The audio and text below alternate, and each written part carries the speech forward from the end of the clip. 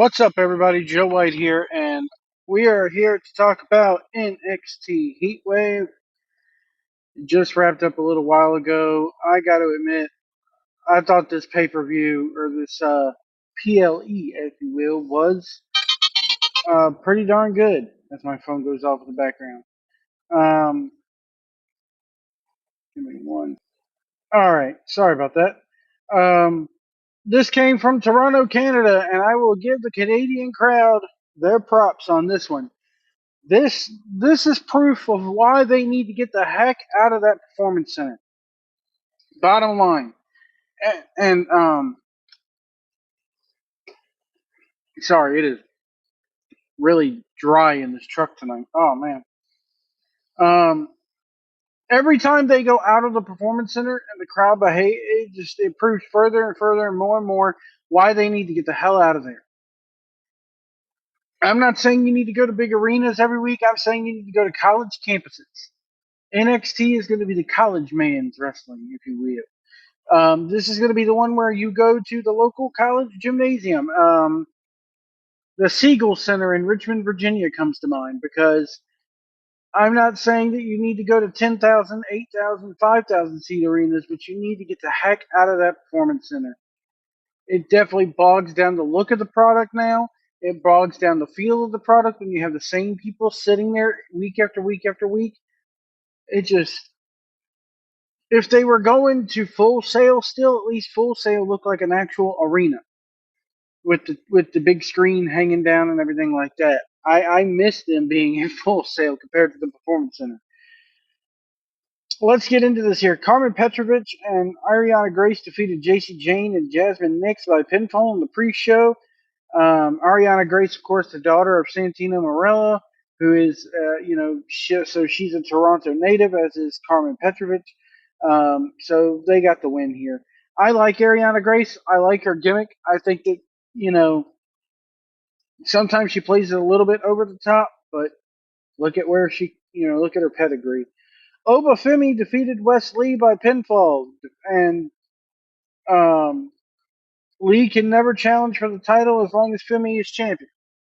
So I like this match. I like the fact that Oba Femi remains strong, and it leaves Wes Lee to go on to other opportunities. They did an interview backstage with him after this where he was, pretty much saying, "Hey, I gotta go figure out what I'm gonna do now." Saying, "Hey, yeah, I lost and I'm disappointed, but gotta go figure out what I'm doing now." Kalani Jordan defeated Sol Ruka by pinfall for the NXT North American Women's Championship. It was there. I mean, it was. This is developmental, so it's not going to be banger after banger after banger. This match proved why this is called developmental. These two are only getting better week after week after week, especially Sol Ruka. So, and it's too early to take the title off Jordan. Nathan Fraser and Axiom defeated Chase University. This match right here was awesome. I loved this match. The only thing I do not love seeing is Andre Chase wrestle in that sweater and dress shirt time after time after time. He needs better ring gear. You look at Duke Hudson, and he's got proper ring attire. Andre Chase does not. And I get the whole teacher gimmick or whatever, but you know, the genius had his getup. Laney Poffo had the cap and gown, but he didn't wear that while he wrestled. And I'm sorry, I'm a big ring gear mark, and it was such a huge distraction to go online and see comment after comment after comment about how he must be sweating his ass off inside that long sleeve sweater. So, um, I would have liked to see a title change here. I would have liked to see them build more on the feud between Frazier and Axiom. Yes, Frazier did mistakenly kick Axiom twice during this match, but they still got the job done. This was 13 minutes and 50 seconds of proof of why. This is proof that the spot fest style of wrestling can work if you do it right. This was spot fest done right. I even tweeted after this. This is better than any tag match that AEW has done in years. Yes, this was spot after, especially at the end. Go watch the last. Go watch the last 3 minutes of this match, or I dare say 5 minutes of this match. It was spot after spot after spot after spot, but they made sense. They gave you time to breathe.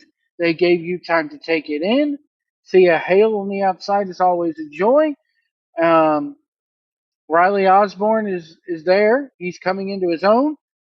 But yeah, I don't. I have very few bad things to say about this match. I mean, when the thing that I can when the thing that I have to pick on is Andre Chase's ring attire, you know it was a good match. Roxanne Perez defeated Lola Vice by pinfall. Now this right here, Lola Vice showed a lot of cracks in her game here.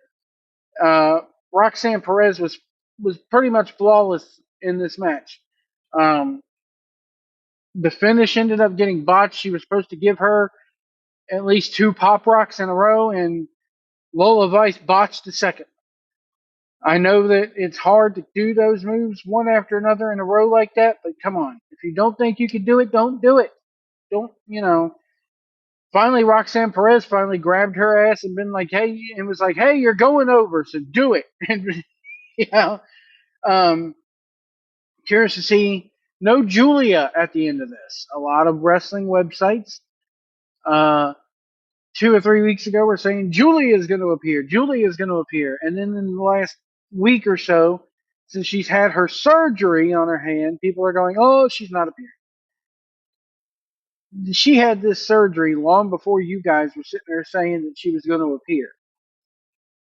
In fact, a lot of people like Sean Ross, Idiot Slap, and everybody, even Tom Collahue, who with all his sources that, Mr. Moore on that later, was saying one week was saying, oh, she's going to appear, and then once it came out that she had to have surgery on her hand and on her wrist, oh no, she's not going to appear.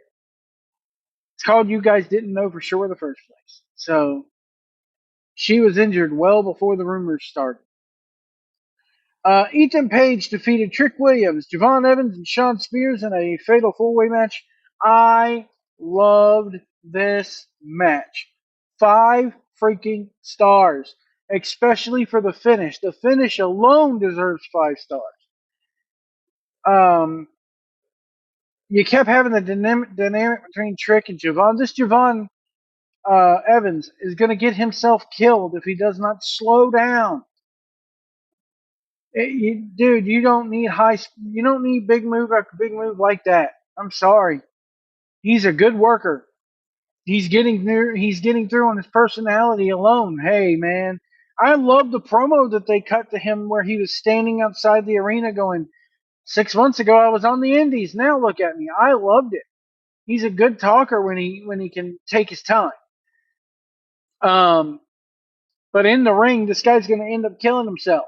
Bottom line. I love the finish of this match. They have all 4 of them in the ring,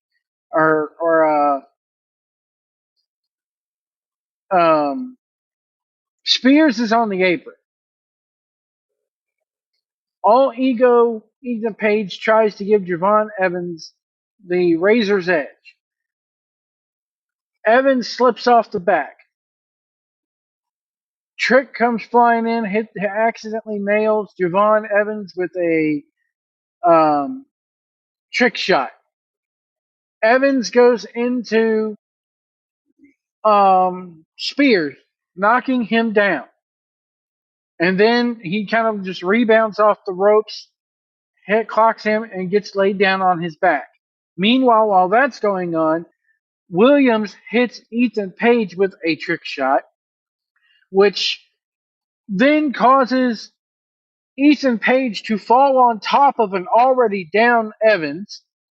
While he's falling on Evans, the timing of this was just so perfect. While he's falling on Evans, Spears yanks Trick out of the ring, and Trick's facial expressions and the way he was reaching in the ring, no, don't let him, no, not this way.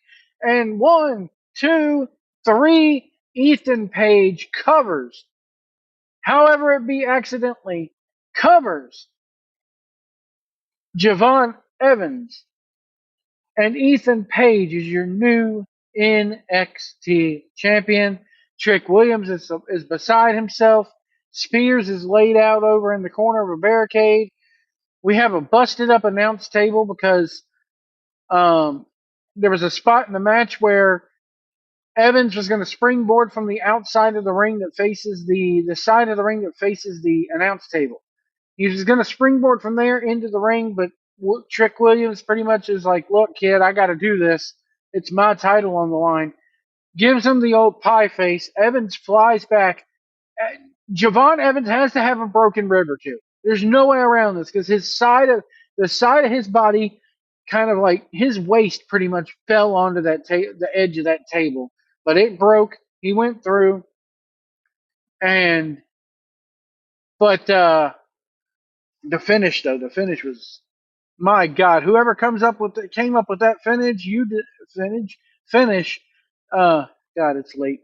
You deserve a pat on the back and a raise, my friend, because that finish was awesome. I can't remember the last time we saw a finish like that with an accidental cover in a 3 or 4 way matchup. Just masterful storytelling, very well done. And then, yes, we got to talk about the elephant in the room. I'm sorry, I must be the only human being on the planet that thinks this song sucks because they've got the credit little thing, the copyright thing at the bottom part of the screen. All Ego raises his hands up. The crowd's booing him, even though he's from Canada. They don't like the way he won it. He just cocks his head to the side, like, "Oh, too bad, so sad." And then the screen fades to white, and we get Joe Hendry spinning around with his stupid-looking face on the screen, which means we're going to have to hear that boring-ass song. In fact, go look on my channel. There's a reaction video I did to his song, and I'm gonna now have to look at many weeks of that song going, "Turn it off, just turn it off." But I don't even, I don't get why they're doing this unless he wins the title and it comes out that NXT has signed him. I don't know what the point of this is. Again, I go back and look at other videos. I've said from the very beginning, this does not benefit TNA. It does not, because to have their stars come in, get beaten, and never seen again, with this being the one rule of thumb, because, hey, if the crowd sings your song, you must be over, which is stupid. Anyway, we got Joe Hendry coming back. It looks like the challenge for the world title. Him and All Ego Ethan Page. How fitting is it that you're going to have an ex-TNA or an ex-AEW guy fighting a TNA guy in a WWE ring? Yes, I know that Ethan Page is signed with WWE now, but he made his bones in AEW, what little bit they used him. But it also shows you that they don't give a crap about AEW and they see good talent when they see it. Not just, hey, we're going to park you for 6 to 8 months and only use you once. It's downright stupid. Anyway, if I had to give a letter grade to the pay-per-view overall, B plus. B plus. There was a lot of stuff in here I liked, some stuff I didn't like. I don't like Joe Hendry that he's coming in. I don't like the fact that we're going to have to hear that stupid song now for at least a month. It's so stupid and overdone. Anyway, folks, that's going to do it for me. We'll see you down the road.